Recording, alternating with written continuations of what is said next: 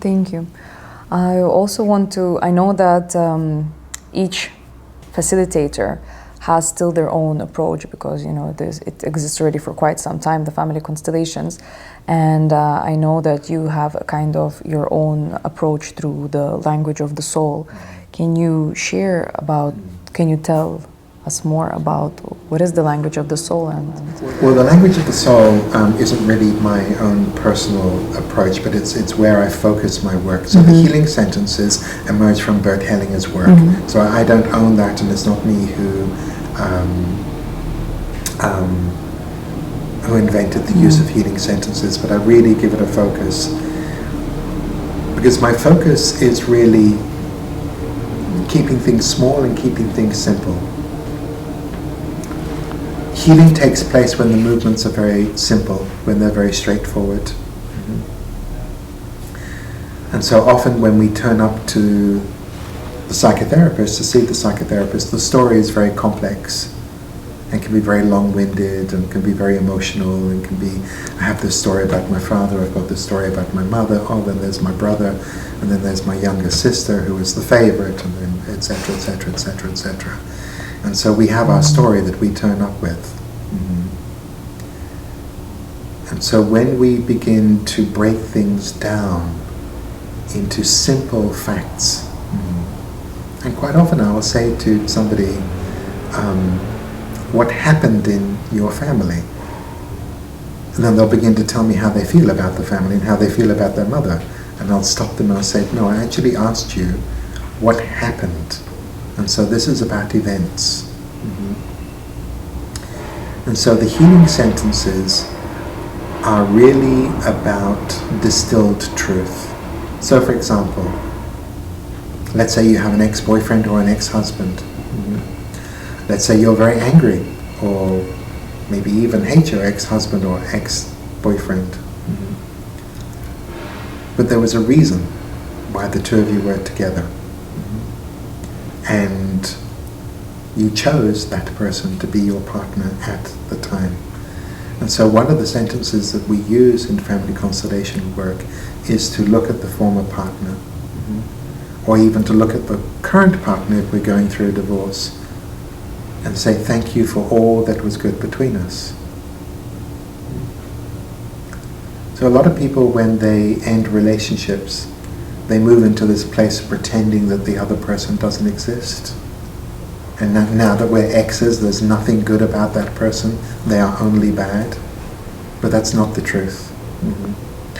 And so why is it that we do that? It's the same reason why we keep shame hidden away. We were talking about discomfort.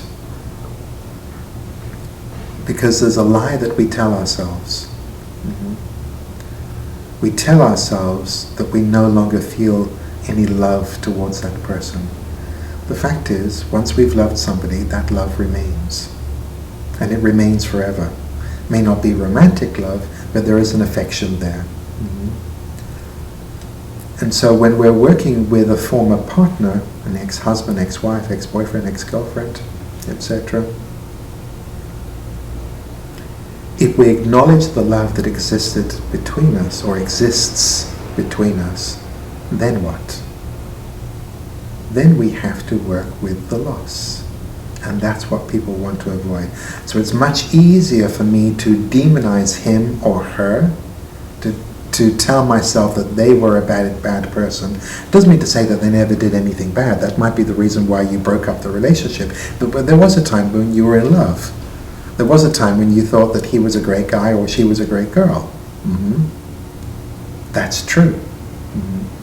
And so when we say the sentence, thank you for all that was good between us, we're acknowledging that there was something there. And then to continue that with, and you have a place in my heart, then we can actually feel the loss. Then we can say something like, it's a great pity that things went the way that they did. Because you know what? It is a great pity. In an ideal world, we meet somebody, we fall in love, we stay together. We stay together until death do us part. But that's not really how the world works.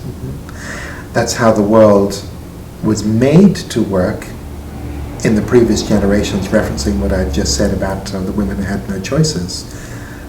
Boy meets girl, boy has to marry girl, and girl has to remain married for the rest of her life. And in previous generations, maybe boy didn't want to meet girl, boy wanted to meet boy, or girl wanted to meet girl, and that wasn't allowed either. So there's been a lot of suffering in the previous generations around relationships. But if we bring it into the here and now, it's about acknowledging the love that still exists. And so a lot of the work that I do with people, and sometimes I get them to work with ex-friends. That might be a little easier territory to work with than ex-partners.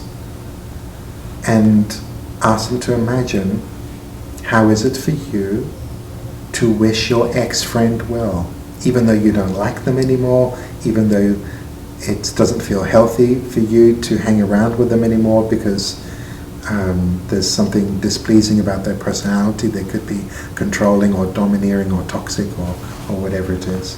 And so I have people who are no longer in my life that I feel absolute fondness for. That doesn't mean to say that I want to spend time with them. And so we need to move away from this idea that if somebody is an ex-friend or an ex-partner, they no longer need to exist. There's nothing good about them. They are a horrible person, because that's not true. Because then, if they are a horrible person, why on earth did you become friends with them in the first place? What does that say about you?